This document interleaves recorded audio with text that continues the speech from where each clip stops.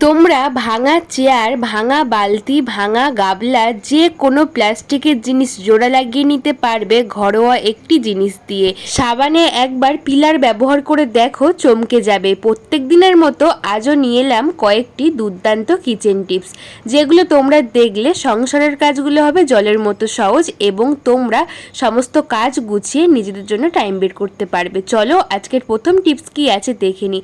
বন্ধুরা, এখানে একটা নিয়েছি গাবলা, এর মধ্যে নিয়ে নেব কয়েকটা নিউজ পেপারের টুকরো। নিউজ পেপারের টুকরোগুলো হাতের সাহায্যে এরকম গোল্লা গোল্লা পাকিয়ে এর মধ্যে নিয়ে নিচ্ছি। এই নিউজ পেপারের মধ্যে দিয়ে দেব এক চিপু ভিনিগার। ভিনিগার দিয়ে নিউজ পেপারটাকে চারিদিকে আমি ভালো করে মিশিয়ে নিচ্ছি, যাতে ভিনিগারটা নিউজ পেপারের মধ্যে থাকে। এইভাবে কিন্তু ভালো করে মিশিয়ে নিতে হবে।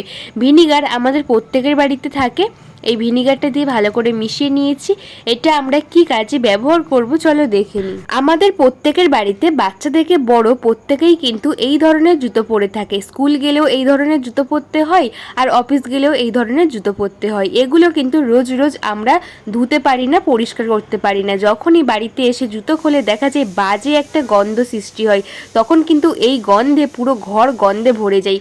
আমরা যদি যখনই বাড়ি আসবে এই রকম নিউজ পেপারে ভিনিগার মিশিয়ে জুতোর মধ্যে দিয়ে রাখি, তাহলে একটুও গন্ধ ছাড়বে না, জুতোটা একদম কিন্তু পরিষ্কার থাকবে। আমরা কিন্তু প্রত্যেক দিন এইভাবে কিন্তু ইউজ করতে পারবো। যখনই আসবে তখনই কিন্তু আমরা নিউজ পেপারটা এইভাবে দিয়ে রাখবো। পরের দিন সকালে তুলে নেব, আবারও কিন্তু বিকালবেলা আবার দিয়ে রাখবো।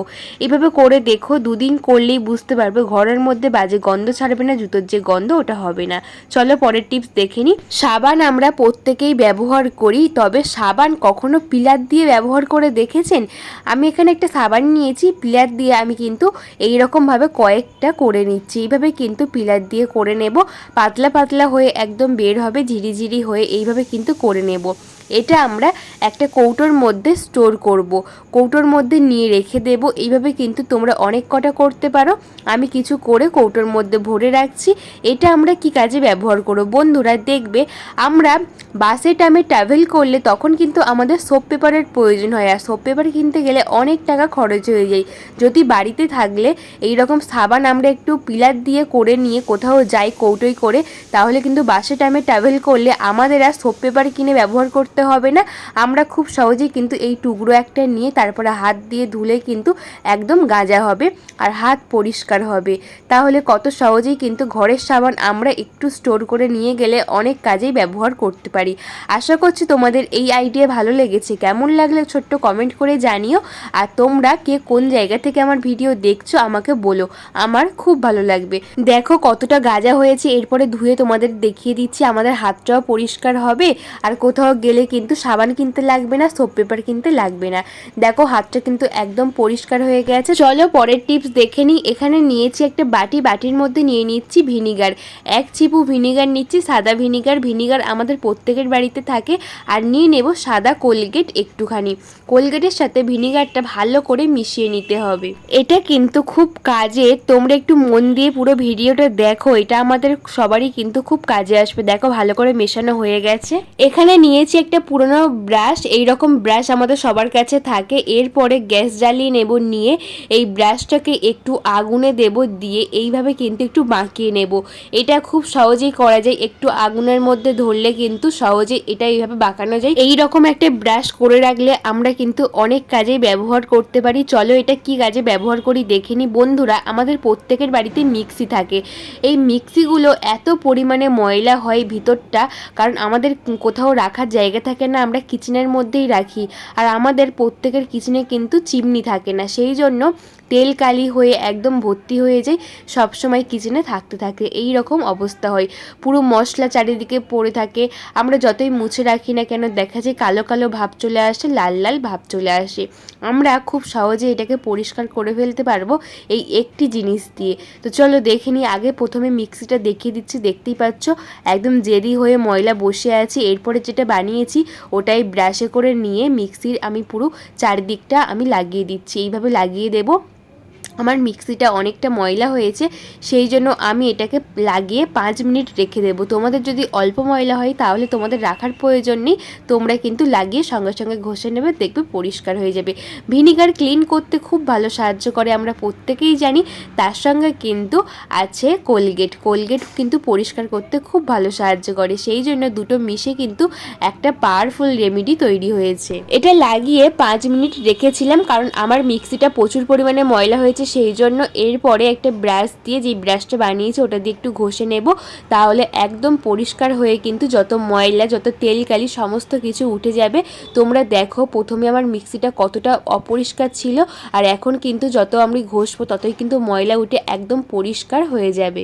পিছনে এই যে সরু অংশের মধ্যে অনেকটা ময়লা আছে, তাই একটা কসবাইট নিয়েছি, কসবাইট দিয়ে কিন্তু এইভাবে একটু করে নিচ্ছি, পরিষ্কার হয়ে গেছে। এরপরে একটা ভিজে কাপড় দিয়ে আমি মুছে তোমাদেরকে দেখিয়ে দিচ্ছি। দেখো প্রথমে একটু ভিজে কাপড় দিয়ে মুছবো। এখানে কিন্তু তোমরা ভিনিগার বা লেবু ব্যবহার করবে, জল কিন্তু ব্যবহার করবে না। আর যে ভিজে কাপড়টা নিয়েছি এটা কিন্তু ভালো করে চিপে নিয়েছি, এর মধ্যে একটুও জল নেই। দেখো এইভাবে একটা চামচের সাহায্যে কিন্তু আমি মাঝখানটাও পরিষ্কার করে নিচ্ছি। ভিজে কাপড় দিয়ে ভালো করে মুছে নিয়েছি, এরপরে সুতির শুকনো কাপড় নিয়েছি, নিয়ে ভালো করে মুছে নিচ্ছি। একদম পরিষ্কার হয়ে গেছে, পুরো নতুনের মতো। প্রথমে কতটা অপরিষ্কার ছিল দেখেছো, একদম মোটা হয়ে কিন্তু ময়লা পড়েছিল, সমস্ত কিছু উঠে কিন্তু পরিষ্কার হয়ে গেছে। তোমরা অবশ্যই ট্রাই করো, খুব কাজের, খুব উপকার হবে, দেখবে খুব ময়লাও উঠবে। আশা করছি তোমাদের এই আইডিয়া ভালো লেগেছে। তো চলো পরবর্তী লাস্ট টিপস দেখে নিই, খুব ইন্টারেস্টিং আর খুব ভালো কাজের। তার আগে ছোট্ট একটা টিপস শেয়ার করি। এখানে যখনই মিক্সি পরিষ্কার করবে বা মশলা করার পরে একটা প্লাস্টিক দিয়ে রাখবে, তাহলে ময়লা হবে না। পরবর্তী টিপসে চলে এলাম। এখানে নিয়েছি একটা বাটি, বাটির মধ্যে নিচ্ছি 1 চামচ লবণ, 1/2 চামচ বেকিং সোডা, ভালো করে মিশিয়ে নিচ্ছি। তোমরা এখানে কিন্তু বালি অ্যাড করতে পারো। বেকিং সোডা লবণটা মিশিয়ে নিয়ে চলে এলাম। বন্ধুরা এই দেখো চেয়ারটা কেমন ফেটে গেছে। এই চেয়ারটায় যদি কোনো ভারী মানুষ বসে তাহলে কিন্তু একদম ভেঙে গিয়ে নষ্ট হয়ে যাবে। এইটুকু ফেটেছে, এখনই কিন্তু এটাকে আমার সংশোধন করতে হবে। যদি আমরা কোনো আটা দিয়ে করি তাহলে দেখা যাবে 2-4 বার বসার পরে কিন্তু আবার ছেড়ে গেছে। সেই জন্য একটু জমকালো করে কিন্তু এটাকে আমাদের জুড়ে নিতে হবে। তোমাদের ঘরে বালতি, প্লাস্টিকের গাবলা, তোমাদের যেটা ভেঙে যাবে, ফেটে যাবে, সেটা কিন্তু এই প্রসেসে তোমরা জুড়ে নেবে। খুব কাজের, একবার করলে দেখবে পাশ থেকে ফাটবে তো ওখান থেকে আর ফাটবে না যেখান থেকে ভেঙে গেছে। দেখো এখানে আমি চেয়ারটা দেখিয়ে দিচ্ছি কতটা পরিমাণে ফেটেছে। এই চেয়ারটা ফেলে দিলেই হয়, কিন্তু এমন সময় আসে বাড়িতে এত লোকজন আসে, তখন কিন্তু এই চেয়ারটাই পরে কাজে আসে। তার আগে এটা কিন্তু আমাদের একটু জুড়ে নেওয়াই ভালো। তোমরা বলতে পারো এখানে তো ফেবিকুইক দিলেই জুড়ে যাবে, তবে ফেবিকুইক বা যে কোনো আটার সাথে যদি একটা জিনিস দিই তাহলে কিন্তু একদম পাথরের মতো হয়ে সেট হয়ে যাবে। এখানে আমি অ্যারালাইট আটা নিয়েছি, তোমরা চাইলে ফেবিকুইক আটা নিতে পারো। হাতের কাছে যে আটা থাকবে সেটাই কিন্তু ব্যবহার করবে। এই অ্যারালাইট আটা তোমরা যে কোনো দোকানে পেয়ে যাবে, খুব কাজে। এই দুটো আটা একসাথে মিক্স করতে হবে, তবেই কিন্তু ভালো কাজ হয়। একটা করলে হয় না, আর একটা করলেও কিন্তু হয় না। দুটো আমি সমপরিমাণ নেব, নিয়ে ভালো করে মিশিয়ে এটা ব্যবহার করব। তোমাদের কাছে এই আটা না থাকলে তোমরা ফেবিকুইক আটা ব্যবহার করতে পারো। আমার কাছে ফেবিকুইক নেই, তাই আমি এই আটা ব্যবহার করছি। দেখো প্রথমটা আমি নিয়েছি যত পরিমাণে, সেই পরিমাণে কিন্তু আমি দ্বিতীয়টা নিয়েছি। দুটোকে ভালো করে মিশিয়ে নিতে হবে। নিয়ে দেখো এটা কিন্তু আমি মেশাচ্ছি একটা প্লাস্টিক জিনিস দিয়ে, এটা কাটি দিয়ে, কারণ এটা আমার কোনো কাজেই ব্যবহার হবে না।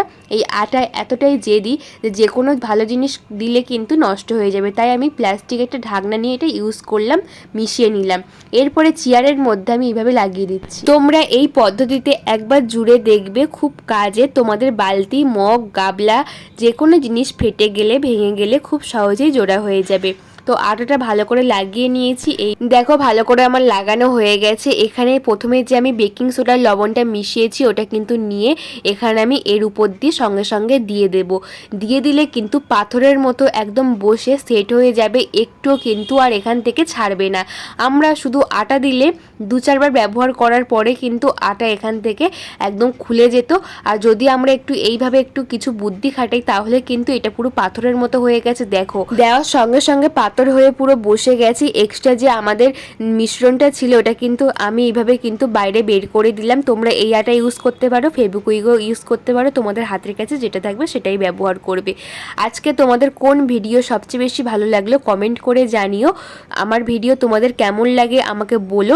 ভালো লাগলে লাইক কমেন্ট শেয়ার করে আমার পাশে থেকো, আর বন্ধু বান্ধব সকলের কাছে শেয়ার করে দিও যাতে সবার একটু হলেও কাজে আসে। আমার চ্যানেলে তোমরা নতুন বন্ধু হলে সাবস্ক্রাইব করে আমার পাশে থেকো, আর পাশে থাকা বেল আইকনটা প্রেস করে দিও যাতে নতুন নতুন ভিডিও ছাড়লে সমস্ত ভিডিও নোটিফিকেশন সবার আগে তোমাদের কাছে পৌঁছয়। দেখো আমি 5 থেকে 10 মিনিট রেখেছিলাম, তাতেই কিন্তু পাথর হয়ে বসে গেছে। হাজার ব্যবহার করলেও এখানে কিন্তু একটুও আর ফাটবে না। হয়তো পাশ থেকে ফাটতে পারে, তবে কিন্তু এই জায়গা থেকে আর ছাড়বে না যে জায়গা থেকে ফেটেছে। তোমরা এই প্রসেসে তোমরা বালতি, গামলা, মগ হাতের কাছে যেটা ভেঙে যাবে সেটা তোমরা জোড়া লাগিয়ে নেবে। সবাই ভালো থাকবে, দেখা হবে নতুন ভিডিওতে। আজকের কোন ভিডিও তোমাদের সবচেয়ে বেশি উপকারে আসবে আমাকে কমেন্ট করে জানিও, আমার খুব ভালো লাগবে। সবাই ভালো থেকো, টাটা সবাইকে, বাই।